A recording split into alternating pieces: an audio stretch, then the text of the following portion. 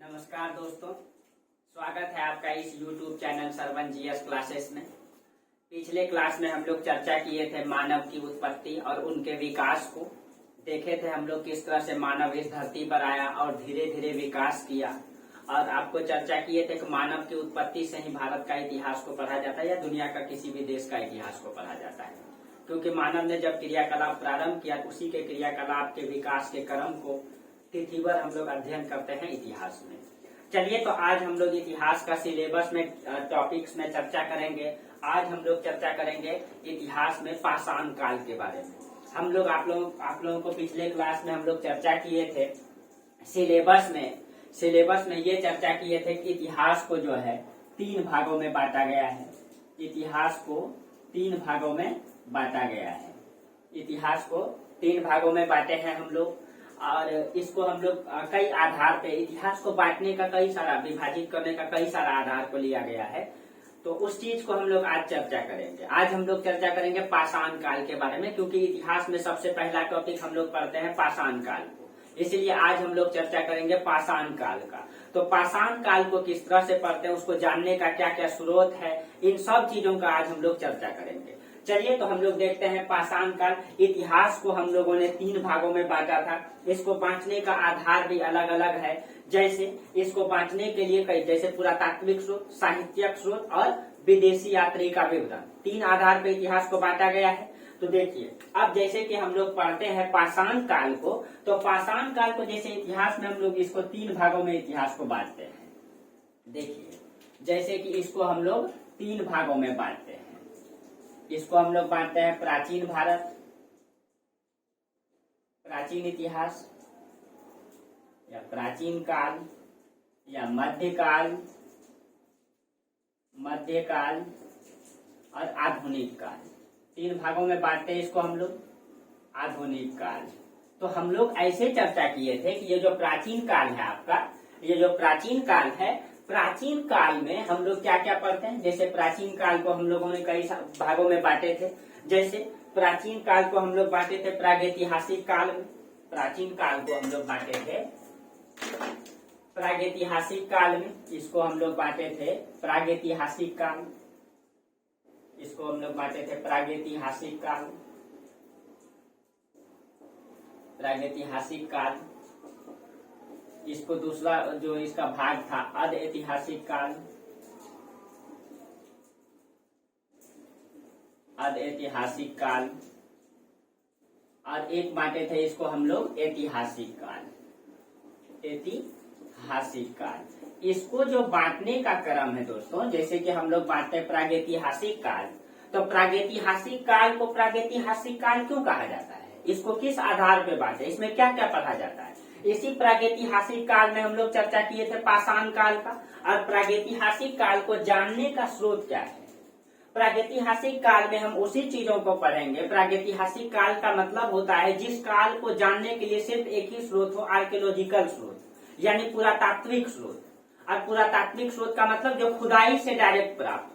तो प्रागैतिहासिक काल में इस काल को हम लोग इसमें वही चीजों को पढ़ेंगे। यानी इसमें अगर हम प्रागैतिहासिक काल में सीधा अगर हम लोग पढ़ते हैं पाषाण काल को, तो पाषाण काल को जानने का एक ही स्रोत है। इसमें है आपका पुरातात्विक स्रोत। पुरातात्विक स्रोत।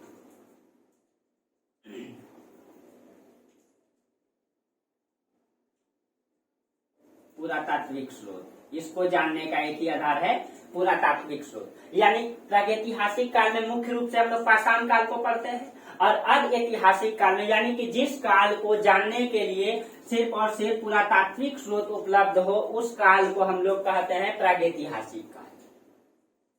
और जिस काल को जानने के लिए पुरातात्विक स्रोत हो,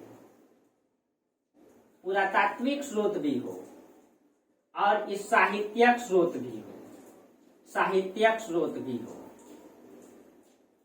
साहित्यिक स्रोत भी हो, तो उस काल को हम लोग कौन सा काल कहते हैं, अधऐतिहासिक काल कहते हैं। यानी कि इस जो इतिहास को जो इस तरह विभाजित किया गया है, इसको मतलब स्रोत के आधार पर विभाजित किया गया है।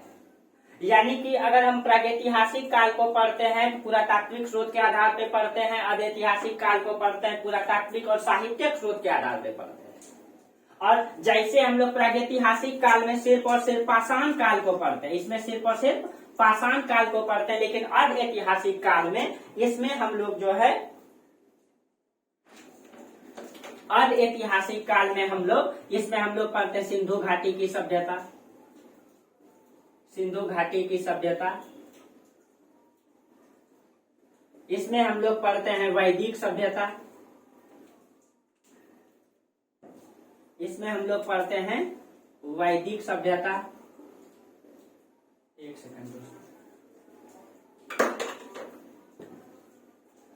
वैदिक सभ्यता यानी पूरा मतलब अर्ध ऐतिहासिक काल में हम उस घटनाओं को पढ़ेंगे इतिहास में जिसको जानने के लिए पुरातात्विक और साहित्यिक स्रोत दोनों है।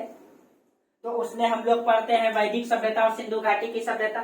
और ऐतिहासिक काल में हम उसी चीजों को पढ़ेंगे जिसको जानने के लिए पुरातात्विक स्रोत भी हो, पुरातात्विक स्रोत भी हो, प्लस में साहित्यिक स्रोत भी हो, और प्लस में विदेशी यात्री का विवरण भी हो, विदेशी यात्री का विवरण भी हो, विवरण। यानी कि इस आधार मतलब ये जो आधार है दोस्तों इतिहास को बांटने का, ये आपका है स्रोत के आधार पे। स्रोत के आधार पे इतिहास को 3 भागों में हम लोग बांटे, प्रागैतिहासिक काल, अधैतिहासिक काल और ऐतिहासिक काल। और इसमें जो है मतलब ये जो है दोस्तों, जैसे कि प्रागैतिहासिक काल में सिर्फ पाषाण काल को पढ़ेंगे, और पाषाण काल को जानने का सिर्फ और सिर्फ एक ही स्रोत है हम लोगों के पास, पत्थर। यानी उस समय जो मानव ने पत्थर का इस्तेमाल किया है, जो औजार का इस्तेमाल किया है, वही औजार प्राप्त होता है पाषाण काल को जानने के लिए। और प्रागैतिहासिक काल में मुख्य रूप में हम लोग किसको जानते हैं? पाषाण काल को जानते हैं। और पाषाण काल में सिर्फ और सिर्फ हम लोगों को उसके द्वारा, मनुष्य के द्वारा इस्तेमाल में लाया गया पत्थर ही प्राप्त हुआ है। इसीलिए हम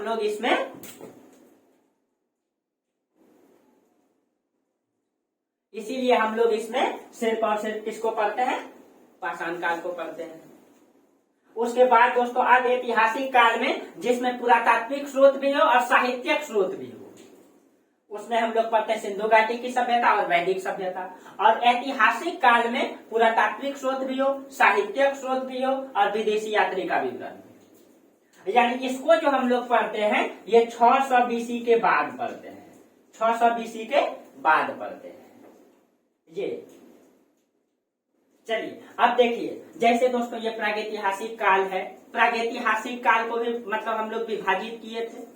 प्रागैतिहासिक काल को हम लोग इसमें रखे थे पाषाण काल। तो आज से आप लोगों का ये सिलेबस चलेगा दोस्तों, टॉपिक्स वाइज। अब देखिए, अब प्रागैतिहासिक काल को भी हम लोगों ने 2 भागों में बांटा था, लेकिन ये आधार तो दोस्तों बांटने का है स्रोत के आधार पे। इतिहास को ये हम लोग बांटे हैं स्रोत के आधार पे,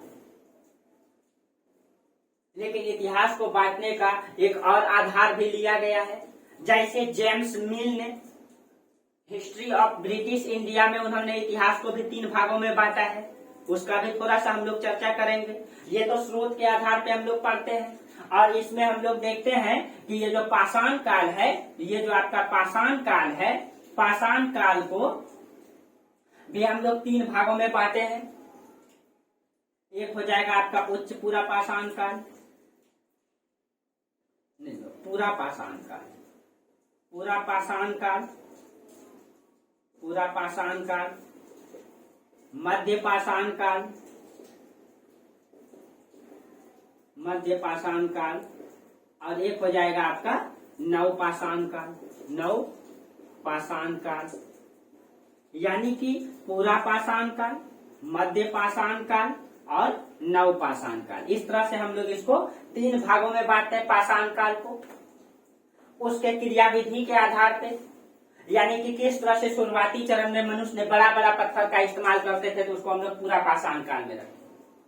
मनुष्य जब उससे छोटा पत्थर का इस्तेमाल करने लगे मध्य पाषाण काल, और जब नुकीला पत्थर का औजार बनाने लगे, पत्थर को तोड़ करके वो औजार बनाने लगे, तो वो नुकीला पत्थर का इस्तेमाल करने लगे, उसमें बहुत सारे चेंजिंग आने लगा, हड्डियों का इस्तेमाल करने लगा, तब हम लोग पढ़ने लगे नव पाषाण काल। जैसे दोस्तों अभी हम लोग जस्ट अभी 4G आया है, कुछ साल हुआ, यानी 2014 या 13 में समथिंग 4G लॉन्च हुआ। लेकिन हम लोग मतलब कि अभी 2022 आते आते हम लोग मतलब कि 5G और कुछ देश तो 6G लॉन्च कर दिया। कुछ तो 7G इस्तेमाल करने लगे। यानी कि जैसे जैसे आगे बढ़ते चलते हैं हम लोगों का विकास का क्रम तेज होते जाता है। वही चीज है दोस्तों कि पूरा पाषाण काल में मनुष्य बौद्धिक नहीं था, लेकिन नव पाषाण काल आते आते एक क्रांति को जन्म दे दिया। इसीलिए नव पाषाण काल को क्रांति काल भी कहा जाता है, क्योंकि मनुष्य ने यहाँ पे नए नए चीजों का औजार बनाने लगा, हड्डियों का औजार बनाने लगा था, जो आपको इतिहास में आगे चर्चा करेंगे। तो इस तरीके से चेंजिंग लाया है। अब देखिए, अब पूरा पाषाण काल, मध्य पाषाण काल, नव पाषाण काल, इसको तो स्रोत के आधार पे बांटे हैं हम लोग। अब इसको किस तरह, पहले ये तो स्रोत के आधार पे हुआ, लेकिन जेम्स मिल जो इतिहासकार हैं उन्होंने जो है, वो ब्रिटिश इतिहासकार हैं, उन्होंने जो इतिहास को बांटा है, उन्होंने इतिहास को, इसको थोड़ा सा आगे चर्चा कर लेते हैं दोस्तों।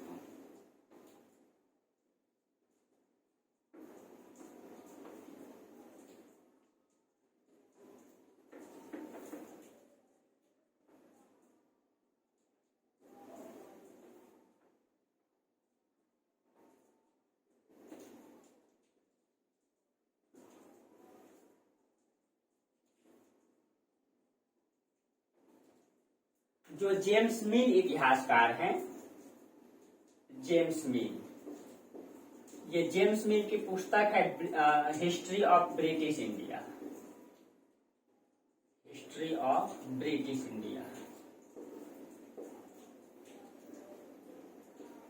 इंडिया, इस पुस्तक में इन्होंने इतिहास को 3 भागों में बांटा है। प्राचीन काल को वो हिंदू काल कहता है, हिंदू काल कहता है। मध्यकाल को वो मुस्लिम काल कहता है, मुस्लिम काल कहता है। और आधुनिक काल को वो आधुनिक काल ही कहता है। वो ऐसा क्यों किया आखिर में? अगर वो प्राचीन काल को हिंदू काल नाम दिया, मध्य काल को मुस्लिम काल नाम दिया और आधुनिक काल को तो उसको ईसाई काल नाम देना चाहिए, लेकिन वो अपने आप को ईसाई काल क्यों नहीं कहता है? उनका मानना था, वो पूरी विश्व स्तर पर उनका कहना था कि भारत जो है ऋषि मुनियों का देश है, सपेरों का देश है। इसीलिए हम यहाँ पे इसका विकास करने के लिए आए, इसका शोषण करने के लिए नहीं आए, इसका विकास करने के लिए आए, इसको आधुनिकता से जोड़ने के लिए आए। इसीलिए वो अपने आप को आधुनिक काल कहता है, मॉडर्न मतलब हिस्ट्री कहता है कि हम लोग इसको आधुनिक दुनिया में लाने के लिए आए हैं। ये ऋषि मुनियों का देश है, ये सपेरों का देश है और इसको हम विकसित करने आए। ये वो नहीं कहता है कि हम शोषण करने आए हैं। इसीलिए वो हम लोग देखते हैं कि हिंदू काल हम लोग इसको पढ़ते हैं अनिश्चित काल से लेकर के, पिछले क्लास में बताए थे, अनिश्चित काल से लेकर के 712 ईस्वी तक पढ़ते हैं। मुस्लिम काल को हम लोग 712 से लेकर के 1707 या 1757 तक हम लोग पढ़ते हैं। अलग अलग इतिहासकार अलग अलग तरीके से बांटा है। और जो आधुनिक काल है 1757 से लेकर के 1947 तक पढ़ते हैं हम लोग। यहाँ अब देखिए दोस्तों, इन्होंने मतलब प्राचीन काल को हिंदू काल, मध्य काल को मुस्लिम काल ऐसा क्यों किया?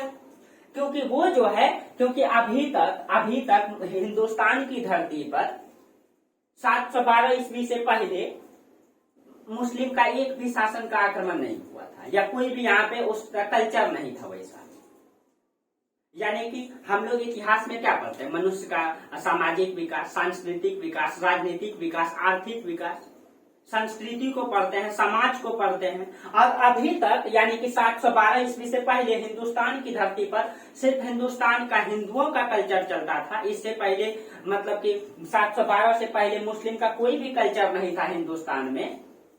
इसीलिए पहली बार 712 में जब मोहम्मद बिन कासिम का आक्रमण होता है तो वहीं से ये मध्यकाल कह देता है कि यहाँ से कुछ मतलब कि इस्लाम धर्म का कल्चर हिंदुस्तान में आ गया, इसीलिए वो यहाँ से मध्यकाल कह देता है। लेकिन आधुनिक काल को वो ईसाई काल नहीं कहता है, क्योंकि उनका मानना था कि हम देश में शोषण करने नहीं आए, हम इसको आधुनिकता से जोड़ने आए। उनका मानना था कि हमारा जो शासन है वो पूरी दुनिया में सर्वश्रेष्ठ है, हम आधुनिक युग में जी रहे हैं। ये लोग सपेरों का देश है, ये ऋषि मुनियों का देश है, ये अभी भी प्राचीन सभ्यताओं में जी रहा है और इसको हम आधुनिकता सिखाने आए, इसका शोषण करने नहीं आए, उनका ये कहना था। और वो अभी भी मतलब कि अंग्रेजी शासन को भारत पर सही ठहराने का प्रयास करते हैं। जितने भी मतलब यूरोपीय इतिहासकार हैं या साम्राज्यवादी इतिहासकार हैं।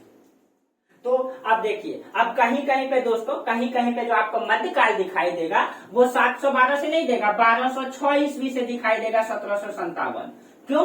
क्योंकि कुछ इतिहासकार का मानना है 712 से लेकर के 1206 ईस्वी से पहले तक हिंदुस्तान में वास्तविक सत्ता इस्लाम का नहीं रहा है, क्योंकि मोहम्मद बिन कासिम आए, वो लूट करके चल गए, मोहम्मद गजनबी आए, लूट करके चल गए, मोहम्मद गौरी आए, वो भी चल गए, लेकिन उसका जो गुलाम आया कुतुबुद्दीन ऐबक, उन्होंने 1206 में मुस्लिम सत्ता की नींव रखी। इसीलिए कहीं कहीं पे हम लोगों को ये दिखाई देता है 1206 से, लेकिन 1206 से पहले और 712 ईस्वी के बीच का जो काल है, इसको हम लोग पूर्व मध्य काल कहते हैं, पूर्व मध्य काल कहते हैं। 712 से 1206 के बीच का काल को पूर्व मध्य काल, क्योंकि इस काल में भी इस्लाम का यानी कि मध्य काल में जो कल्चर दिखाई देता है, मध्य काल की कुछ विशेषता यहाँ भी दिखाई देता है, इसीलिए इसको हम लोग पूर्व मध्य काल कहते हैं। डायरेक्ट आपसे क्वेश्चन कोई पूछ सकता है, इंटरव्यू में पूछ सकता है, एग्जाम में पूछ सकता है कि मध्य मतलब कि मध्य पूर्व काल कौन सा है, किस तिथि को मान सकते हैं, या डायरेक्ट आपसे पूछ सकता है कि एक इतिहास पढ़ने के नाते कि आप इतिहास पढ़े, बताइए कि मतलब कि मध्य पूर्व काल कहाँ से कहाँ तक है, क्यों है, तो आप यही बताएंगे मध्य पूर्व काल मतलब कि 712 ईस्वी से 1206 ईस्वी के बीच में बहुत सारे आक्रमण हुए, और मतलब कि जो मध्य काल में विशेषता दिखाई देती है वो विशेषता हम लोगों को इस बीच में दिखाई देती है, इसीलिए इसको हम लोग मध्य पूर्व काल कहते हैं, यानी पूर्व मध्य काल कहते हैं। तो ये तो जेम्स मिल ने इतिहास को बांटा है इस तरीके से, लेकिन अगर हम स्रोत के आधार पर इतिहास को देखते हैं, स्रोत के आधार पर जो अंग्रेजों ने इतिहास को बांटा है उसको तो हम लोग अभी देखें कि प्रागैतिहासिक काल, जिसको जानने के लिए सिर्फ और सिर्फ पुरातात्विक स्रोत हो, अब ऐतिहासिक काल, जिसको जानने के लिए पुरातात्विक और साहित्यिक स्रोत हो, और ऐतिहासिक काल, इतिहास काल, यानी जिसको जानने के लिए पुरातत्व भी हो, साहित्य भी और विदेशी यात्री का विवरण भी हो, लिखा भी गया हो, इस तरीके से बांटा है। अब चलिए आगे हम लोग देखते हैं। अब देखिए इसका कुछ काल को भी देख लेंगे, निर्धारित कर लेंगे। हम लोगों को आज पढ़ना है पाषाण काल के बारे में।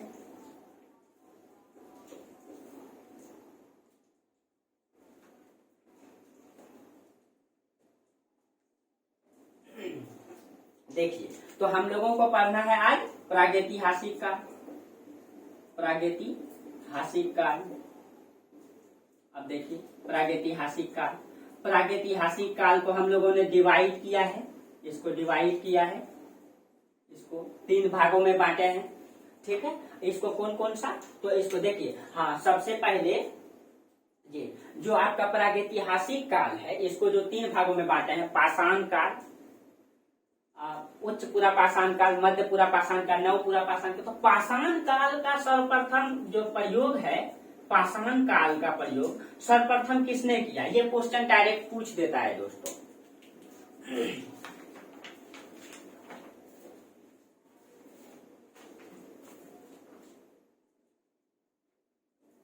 चलिए, जो पाषाण काल है दोस्तों, पाषाण काल शब्द में जो है कि पाषाण काल को यानी प्रागैतिहासिक काल को, इसको हम लोग 3 भागों में बांटे हैं, उच्च पूरा पाषाण काल, उच्च पूरा पाषाण काल, मध्य पाषाण काल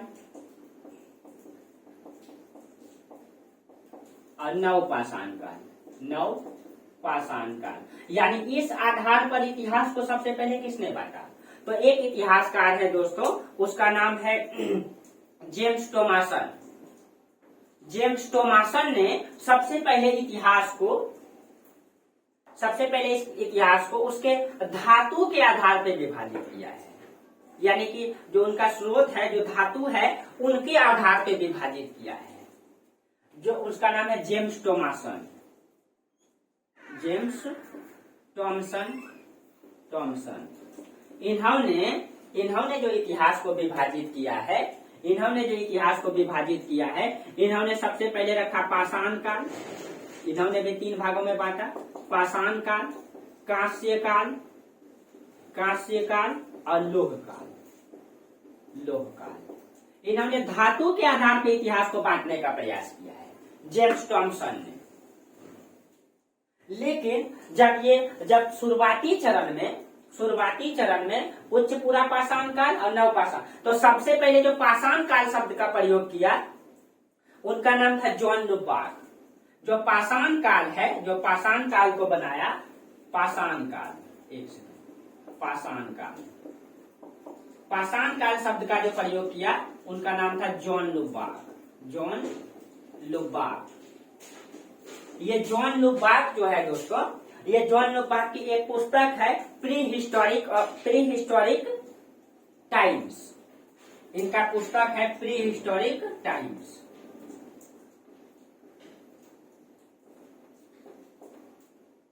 प्री हिस्टोरिक टाइम्स। इस पुस्तक में जॉन लुबार्क ने इतिहास को दो भागों में बांटा था, पाषाण काल को। इसने जो है पाषाण काल को दो भागों में बांटा।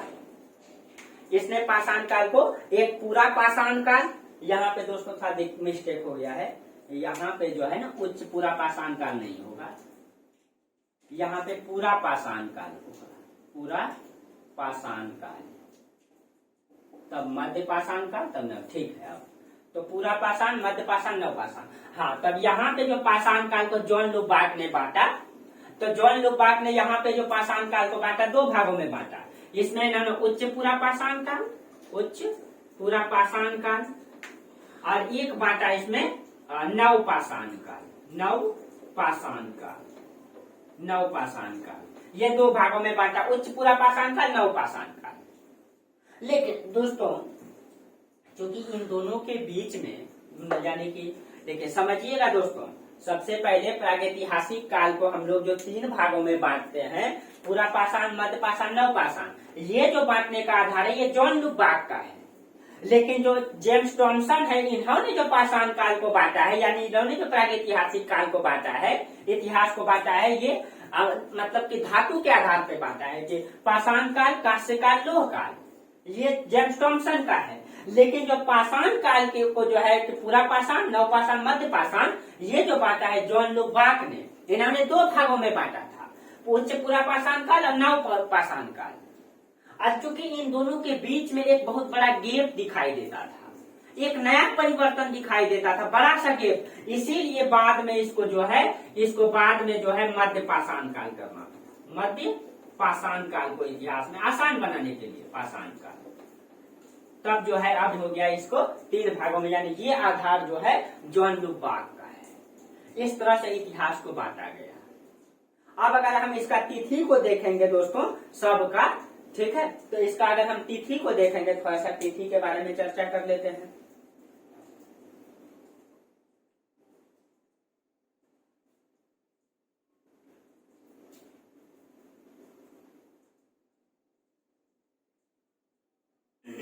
देखिए पूरा पाषाण, मध्य पाषाण, नव पाषाण, तीन भागों में है, तीन भागों में है।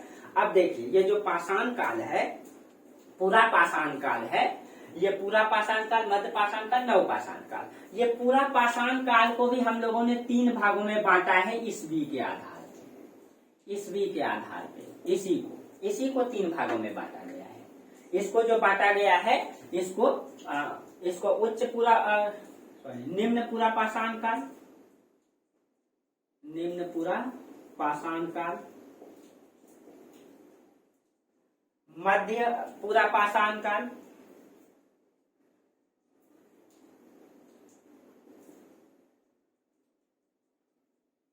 पाषाण काल,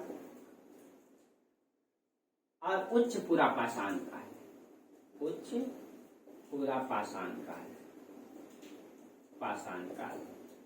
ठीक है दोस्तों, देखिए कहीं मिस्टेक नहीं करना है। प्रागैतिहासिक काल को तीन भागों में बांटे, पूरा पाषाण, मध्य पाषाण, नव पाषाण, और ये जो बांटा है ये जॉन लुबार्क ने बांटा है। और पूरा पाषाण काल को तिथि के अनुसार निम्न पूरा पाषाण काल, मध्य पूरा पाषाण काल, उच्च पूरा पाषाण, इन सब को अभी समझेंगे। इसका थोड़ा तिथि हम लोग समझ लेते हैं। जैसे प्रागैतिहासिक काल है, तो प्रागैतिहासिक काल में जो है इसको जो हम लोग बांटे हैं, पूरा पाषाण काल, मध्य पाषाण काल, नव पाषाण काल को, इसका थोड़ा पीरियड देख लेते हैं। ये इसका तिथि कब से कब है। जैसे पूरा पाषाण काल है आपका दोस्तों 6 लाख, डायरेक्ट लिख देते हैं, 6 लाख बीसी से, इसमें 6 लाख बीसी से आपका है 10,000 बीसी,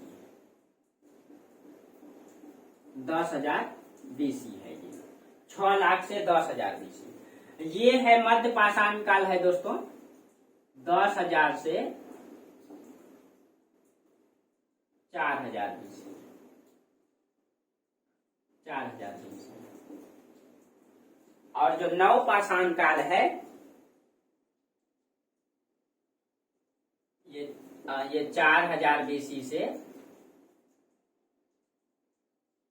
1000 BC, ये नव पाषाण काल है। अब इसको जो हम लोग बांटे 6 लाख से 10,000, इसको भी तो 3 भागों में बांटे हैं। इसका जो क्रम है 6 लाख से, इसका 6 लाख BC से 1.5 लाख 1.5 लाख BC तक। इसको जो है 1.5 लाख से 35,000 BC तक, 35,000 BC तक। और उच्च पूरा पाषाण काल को 35,000 BC से आपका 10,000 BC तक, 10,000 BC तक। इस तरह से इसको विभाजित किए हैं क्रम के अनुसार, इस तरीके से। ठीक है। अब देखिए, अब अगर हम, ये तो आपका तिथि था पाषाण काल का, इस तरह से हम लोग विभाजित किए हैं, बांटने का आधार बनाए हैं। अब हम लोग आगे दोस्तों कि जो फिर अब हम लोग पढ़ेंगे अगर पाषाण काल को, तो सीधा समझना है प्रागैतिहासिक काल में मुख्य रूप से किसको पढ़ना है, पाषाण काल को। पाषाण काल को जानने का स्रोत क्या है, आर्कियोलॉजिकल स्रोत है, यानी कि पूरा तात्विक स्रोत है, जो धरती से खुदाई करके निकाला गया है। उसी के आधार पे हम लोग पाषाण काल को पढ़ते हैं। आसान बनाने के लिए पाषाण काल को भी हम लोग 3 भागों में बांट दिए, पूरा पाषाण, मध्य पाषाण, नव पाषाण। पूरा पाषाण को भी 3 भागों में, निम्न पूरा पाषाण, मध्य पूरा पाषाण, उच्च पूरा पाषाण। इसको बारीकी से समझिएगा दोस्तों। और उसके बाद अब देखिए, अब हम लोग पढ़ना है मुख्य रूप से पाषाण काल को, पाषाण काल को मुख्य रूप से पढ़ना है प्रागैतिहासिक काल में। अब देखिए दोस्तों, थोड़ा सा हम लोग प्रागैतिहासिक काल में पढ़ते हैं मनुष्य को, कि जब मनुष्य शुरुआती चरण में भारत में आया तो कैसे आया।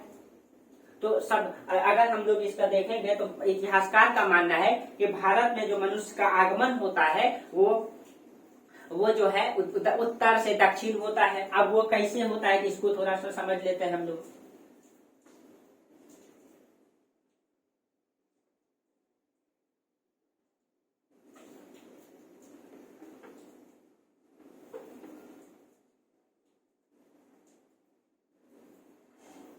देखिए, कल हम लोग चर्चा किए थे दोस्तों कि मनुष्य का सबसे प्राचीनतम प्रमाण जो मिला है वो अफ्रीका महादेश में मिला है। अफ्रीका महादेश के दक्षिणी अफ्रीका में मिला है, दक्षिणी अफ्रीका में मिला है।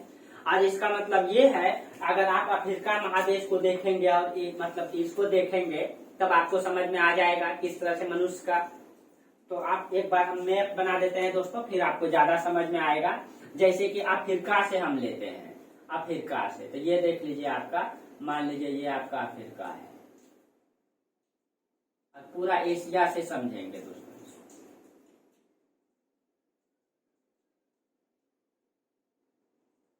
ये अफ्रीका है और इधर हम एशिया बना देते हैं।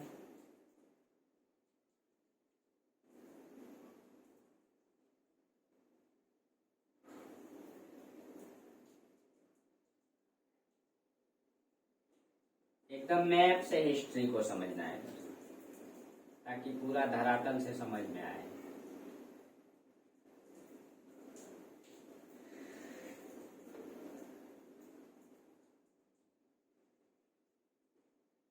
ये आपका एशिया है। और मनुष्य का सबसे प्राचीनतम प्रमाण जो मिला है ये यहाँ अफ्रीका में मिला है। ये दक्षिण अफ्रीका देश है दोस्तों, दक्षिण अफ्रीका, जहाँ गांधी जी यहाँ पे बहुत लंबा संघर्ष किए थे और इसी दक्षिण अफ्रीका को आजाद करा करके आए थे। तो यहाँ से मनुष्य का प्रमाण मिला है। जैसे जैसे हम आगे, सबसे पहले सबसे पुराना जो मनुष्य का प्राचीनतम प्रमाण मिला यहाँ मिला है। जैसे जैसे आगे बढ़ते जाते हैं उस तरह से नवीनतम प्रमाण दिखाई देने लगता है। और यहाँ पे दोस्तों, जैसे कि ये भारत है तो आपको पता है ये वाला पाकिस्तान है, ये अफगानिस्तान है।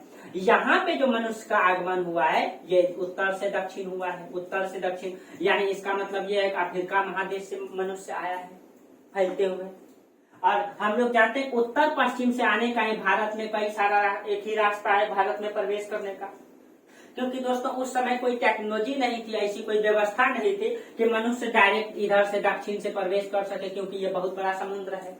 ये समुद्र होते हुए तो आ नहीं सकता है। उसके बाद ये उत्तर पश्चिम का क्षेत्र, आपको पता है कि उत्तर का क्षेत्र ये पूरा का पूरा जो है आपका हिमालय पर्वत से घिरा हुआ है और इससे विदेशी यात्री आ नहीं सकते हैं। और हम लोग इतिहास में भी ये प्रमाण दिखाई देता है दोस्तों कि जितना भी विदेशी आक्रमणकारी हुआ है, चाहे सबसे पहले ईरानी हो या यूनानी हो या फिर मध्यकाल में मोहम्मद बिन कासिम का हो, चाहे जिसका भी आक्रमण हुआ हो, वो यही उत्तर पश्चिम के क्षेत्रों से होता है। ये एक ही रास्ता है खैबर दर्रा होते हुए, क्योंकि उत्तर में पूरा का पूरा हिमालय है जिसको पास करना आसान नहीं है। दक्षिण का पूरा क्षेत्र महासागर से घिरा हुआ है और उस समय उतनी अच्छी व्यवस्था नहीं थी कि विकसित था और नाव लेकर के आ जाता। इसका मतलब ये है दोस्तों कि मनुष्य का प्रमाण जो भारत में आने का है ये उत्तर से दक्षिण है और इसका प्रमाण भी खुदाई से प्राप्त हुआ है। जैसे अगर हम लोग देखते हैं यहाँ पे आपका अफगानिस्तान में एक जगह है दोस्तों, यहाँ पे अफगानिस्तान में खुर्द ए दर्रा, यहाँ पे खुर्द ए दर्रा, यहाँ पे सबसे मनुष्य का प्राचीनतम प्रमाण दिखाई देता है अफगानिस्तान में। उसके बाद पाकिस्तान में एक जगह है सोहन नदी घाटी में, वहां पे जगह है पोतवार घाटी।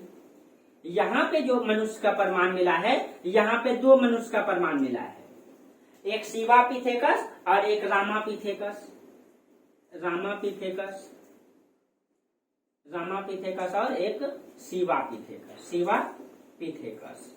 देखिए दोस्तों, आपको बोले थे यही रामापिथेकस था जो शुरुआती चरण का मानव था। यही रामापिथेकस जो है कि 2 भागों में विभाजित होकर के एक मैदानी भाग में और एक जंगल भाग में आ गया था, यानी कि ये सबसे पहले का मानव था जो पिछले क्लास में आपको चर्चा किए थे। तो रामापिथेकस और शिवापिथेकस का प्रमाण यहाँ दिखाई देता है, यानी कि यहाँ पे जो है लगभग 20 से 25 लाख बीसी मतलब पुराना मनुष्य दिखाई देता है। और यहाँ पे 2 मतलब कि कपाल पाया गया है, एक मतलब कि महिला का है और एक पुरुष का है।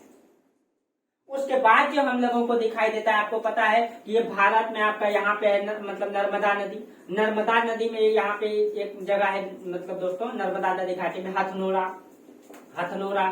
इस स्थल का जब खुदाई हुआ हथनोरा का, तो यहाँ पे हथनोरा से जो है दोस्तों यहाँ से होमो इरेक्टस मानव का प्रमाण मिला है। होमो इरेक्टस मनुष्य का प्रमाण मिला है। और ये जो है आपका लगभग 5 से 6 लाख बीसी है, पुराना है। 5 से 6 लाख बीसी यानी 5 से 6 लाख बीसी पुराना है, 5 से 6 लाख बीसी पुराना है इसका। अब देखिए यहाँ पे मतलब खुर्द ए दर्रा में सबसे पहले तो ये पूरा प्राचीनतम मनुष्य मिले। उसके बाद सोहन नदी घाटी या पोतवार घाटी पाकिस्तान में पड़ता है, यहाँ पे रामापिथेकस शिवापिथेकस 20 से 25 लाख बीसी। उसके बाद 5 से 6 लाख बीसी यहाँ। उसके बाद महाराष्ट्र में यहाँ एक जगह है दोस्तों, महाराष्ट्र में बोरी नामक स्थान में, महाराष्ट्र में बोरी नामक स्थान में जो मनुष्य मिला है, यहाँ पे लगभग अभी तो रिसर्च ही चल रहा है इसमें, लगभग 14 लाख बीसी पुराना बताया जा रहा है। अगर ये साबित हो जाता है कि ये 14 लाख बीसी पुराना है, तब हम लोग भारत में जो पाषाण काल को पढ़ेंगे तब 14 लाख बीसी पढ़ेंगे। लेकिन अभी तक हम लोग 4 से 5 लाख बीसी पढ़ रहे हैं पुराना, 4 से 5 लाख पढ़ रहे हैं, 5 से 6 लाख पढ़ रहे हैं। लेकिन अब अगर ये इसको पूरा प्रमाणित हो जाता है तब हम लोग 14 लाख बीसी पुराना पढ़ेंगे भारत में मनुष्य का प्रमाण। तो इस तरह से दिखाई देता है। उसके बाद जैसे कि यहाँ पे जो दक्षिण में आपका श्रीलंका है, श्रीलंका में जो एक स्थान है हुलियान, यहाँ पे एक स्थान है हुलियान। यहाँ पे होमोसेपियंस मानव का प्रमाण मिलता है। होमोसेपियंस मानव का प्रमाण मिलता है, यानी ये मनुष्य का प्रमाण का सबसे नवीनतम प्रमाण है। और ये अगर सबसे नवीनतम प्रमाण है तो आप देख सकते हैं कि यहाँ पे जो है कि 20 से 25 लाख पुराना मनुष्य है, यहाँ पे आपका 5 से 6 लाख है, यहाँ पे भी लगभग अभी इसमें रिसर्च ही चल रहा है। उसके नीचे में आपका जो है कि लगभग 30 से 35 हजार बीसी है। इसका मतलब ये है दोस्तों कि मनुष्य का प्राचीनतम प्रमाण यहाँ, उससे नवीनतम यहाँ, उससे नवीनतम यहाँ, उससे नवीनतम यहाँ, उससे नवीनतम यहाँ दिखाई दे रहा है। तो इसका मतलब ये है कि मनुष्य का जो आगमन है भारत में उत्तर से दक्षिण हुआ है, उत्तर से दक्षिण हुआ है।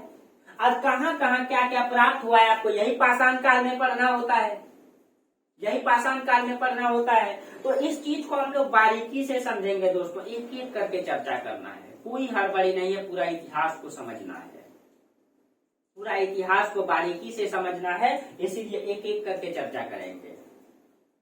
अब और कई सारा, अब तो अभी तो आपका ये तो आपका शुरुआत है, ये तो आप लोगों को अभी मतलब कि ये एक बेसिक चीजें बता रहे हैं।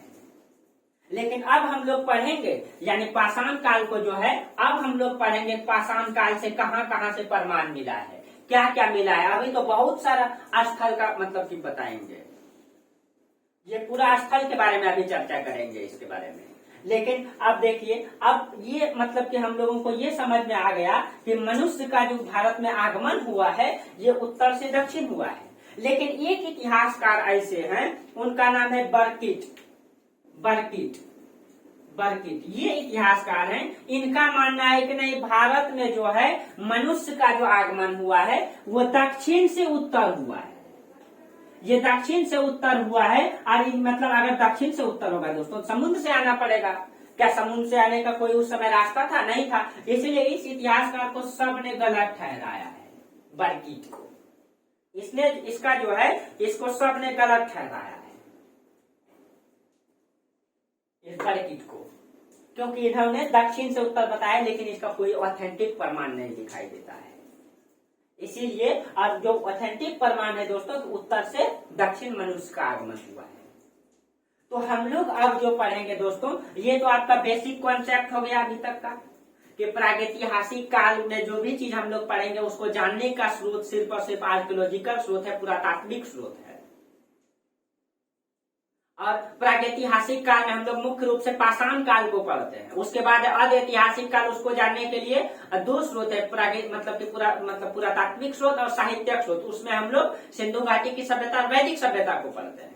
उसके बाद ऐतिहासिक काल को जानने का सारा स्रोत है 600 BC के बाद हम लोग ऐतिहासिक काल में पढ़ते हैं।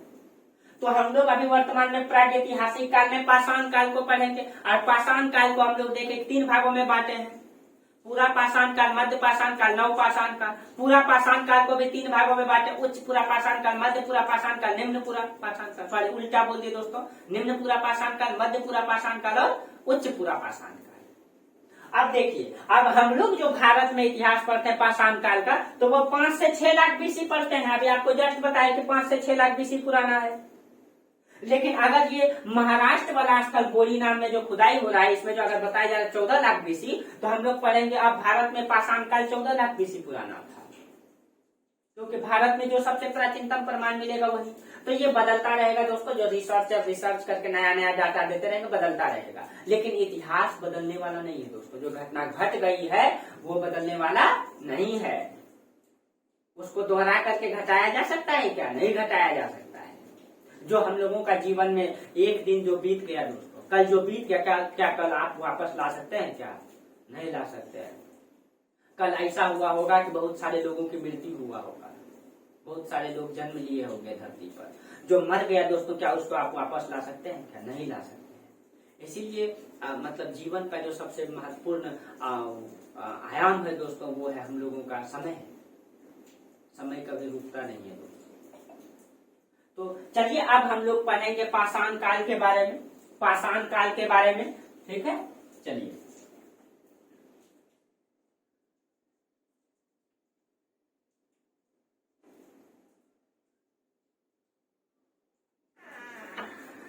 अब देखिए दोस्तों, अब जो हम लोग पाषाण काल को पढ़ते हैं, पाषाण काल को जो हम लोग पढ़ेंगे, अब यहाँ से हम लोगों का इतिहास, ये तो अभी हम लोग बेसिक चीजें चर्चा कर रहे थे, ये पाषाण काल से हम लोगों का इतिहास प्रारंभ होगा, ठीक है।